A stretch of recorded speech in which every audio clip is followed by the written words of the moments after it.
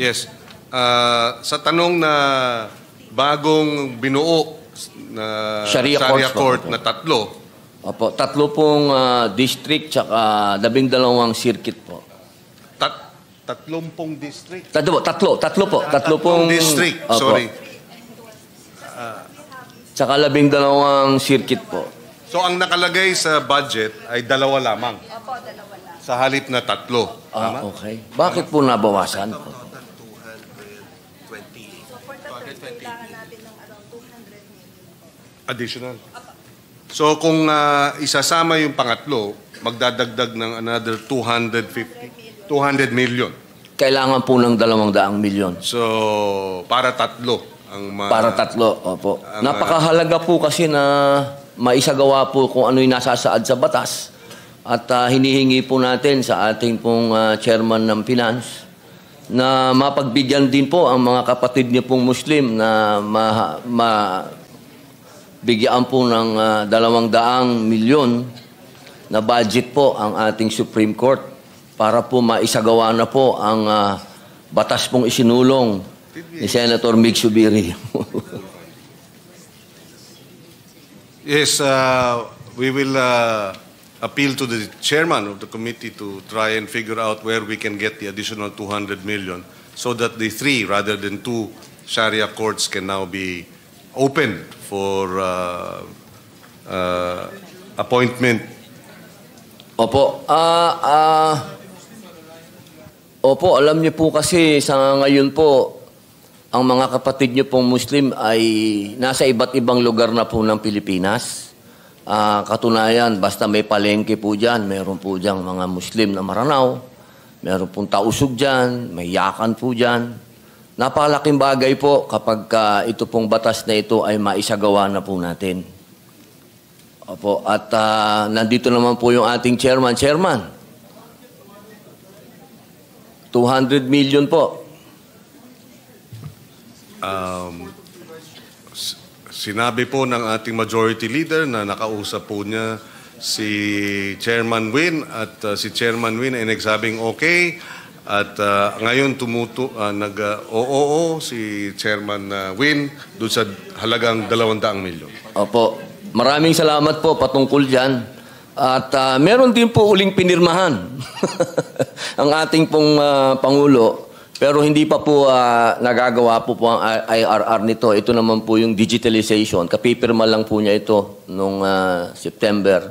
Pero baka po sa 2027 budget na po ito. Opo. Sa ibang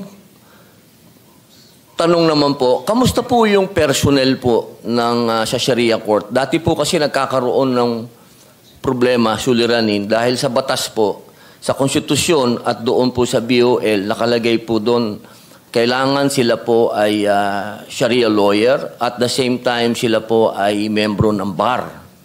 Opo, gusto ko lamang pong malaman kung kamusta po yung mga nag-a-apply po ng ating mga judges po.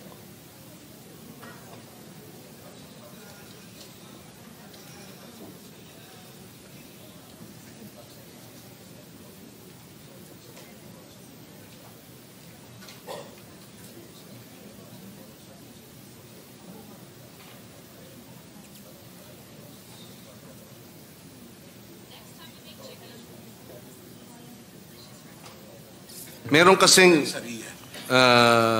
mga batas na nag-create ng Sharia courts na ang requirement para sa Sharia circuit lang. Yung iba naman ay kinakailangan abogado rin.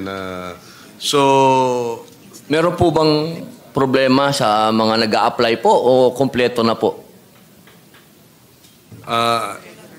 Mas attractive daw kasi yung regular courts na at bilang miyembro ng bar, kaya mas marami ang doon napupunta. Okay po. So wala pong problema na sa mga nag-apply po? Wala namang problema na kakaunti lang ang nag-a-apply. Opo. Mananawagan po ako dyan. Mapagpipilian. Opo, mananawagan po ako dyan sa ating mga kapatid para mapunuan po yung napakagandang batas po na yan. Opo. Yes, malaking bagay po yun pagka si Senator Robin Padilla ang nanawagan palagay ko marami po silang makukumbinsi. Maraming salamat po. Sa ibang topic naman po, ginoong sponsor. Opo. Noong September 19 po,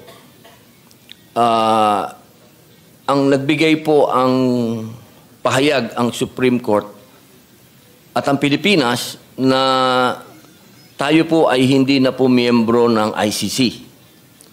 Noong September 21, September 2021 yata po yun. 2021, sinasabi na meron pa rin po tayong pananagutan sa ICC. Ang tanong ko po,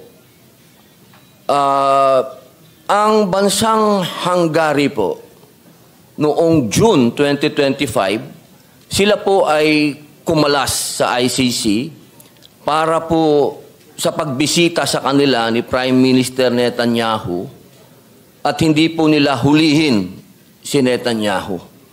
Ang tanong ko po, yung po bang kaso ni Senator Bato, kung totoo po, kasi hanggang ngayon po wala pa rin pong kasiguraduhan kung mayroong warrant of arrest talaga o wala. Kapag hindi po ba natin surrender si Senator Bato, meron po ba tayong sasagutin sa ICC? Yun lang po, wala naman po ako. Yun lang po ang tanong ko. Meron po ba tayong sagot doon kung hindi natin siya isusurrender? Gaya ng nabanggit kanina nung nagtatanong si Senator Dante Marcoleta tungkol dito sa kaso ng ating kasamahan na si Senator Bato de la Rosa, mayroong limitasyon ng ating mga justice ng Korte Suprema na kapag ang isang kaso ay pending at mayroong petisyon ng ating kasamahan before the Supreme Court, ay dahil sa sub-judice ruling, hindi po sila maaaring magbigay ng opinion at pahayag sa labas nung kaso mismo. At yung doon lamang po sila maaaring magbigay ng komento sa kanilang mga desisyon. Maraming salamat po.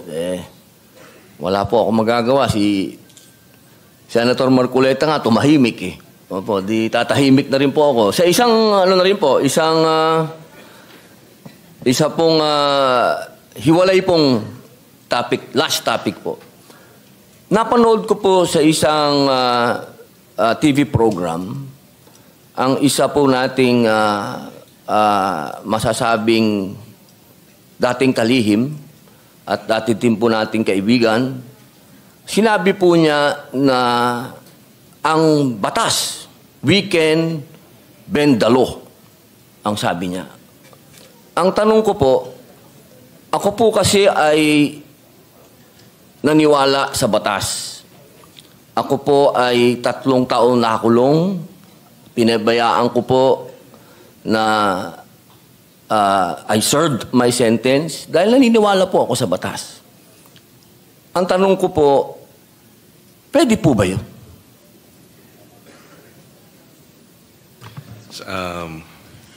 Well, merong kasabihan na Latin maxim na dura lex, sed lex. Diba? The law may be harsh, but it is the law. Ibig sabihin, masakit man, diba? Ang sinasabi ng batas, yan ang batas. At kung akong tatanungin, hindi maaring baluktutin. Kasi Ben, baluktot. Opo. Kasi yun po yung napanood ko sa TV na pwede daw pong baluktutin na parang ruler.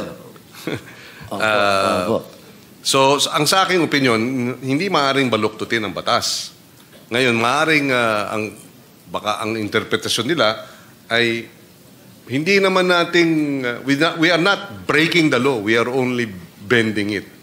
Pero gaya nga ng nasasabi ng napakarami, pag may 2 o 3 abogado sa isang kwarto, 3, 4 o 5 o 6 ang opinion sa isang usapin.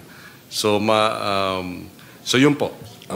May kanya-kanyang opinion ng ating mga abogado, but of course, sa huling banda, ang final arbiter nga ng lahat ng interpretasyon ng batas ay ang ating mga korte. Opo, sa mataas pong hukuman, hindi po. Hindi po pwede. Well, ako na lang po ang sasagot. Hindi ito opinion ng Korte Suprema. Opinion ko po ito. Hindi ho pwede. Maraming salamat po. Yun lamang po. Mabuhay po kayo.